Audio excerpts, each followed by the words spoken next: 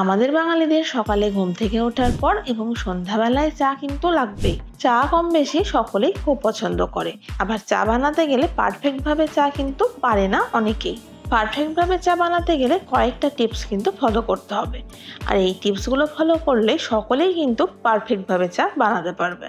তো সেগুলো হচ্ছে টাটকা ঠান্ডা জল ব্যবহার করতে হবে। আর চায়ের জলটাকে অতিরিক্ত না ফুটিয়ে মাঝারি আঁচে চা ও দুধের সঠিক মিশ্রণটা তৈরি করতে হবে। এবং চা পাতা আর জলের সঠিক অনুপাতটা বজায় রাখতে হবে। অতিরিক্ত ফোটানো চায়ের স্বাদ কিন্তু নষ্ট করে দেয়। তাই একটি নিখুঁত কাপ চায়ের জন্য সঠিক পরিমাপ ও সময় মেনে চলতে হবে। তাই পারফেক্ট চা বানানোর জন্য ফুটন্ত জলে অর্থাৎ 1 কাপ চা হলে 1 চা চামচ চা পাতা দিতে হবে অথবা টি ব্যাগ দিতে হবে।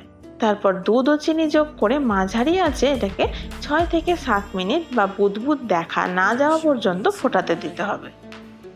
অতিরিক্ত ফোটানো কিন্তু আগেই বলেছি এড়িয়ে চলতে হবে, কারণ এটি জলের অক্সিজেন কমিয়ে দেয় এবং চায়ের স্বাদ সমতল করে দেয়। এবার চা তৈরি হয়ে গেলে বাদামি হয়ে যাওয়া দুধের সাথে পরিবেশন করতে হবে। এরকম ভাবে বানিয়ে দেখবে পারফেক্ট ভাবে চা তোমরা সকলেই বানাতে পারবে। ভিডিওটি ভালো লাগলে অবশ্যই লাইক, কমেন্ট ও শেয়ার করে পাশে থাকবে।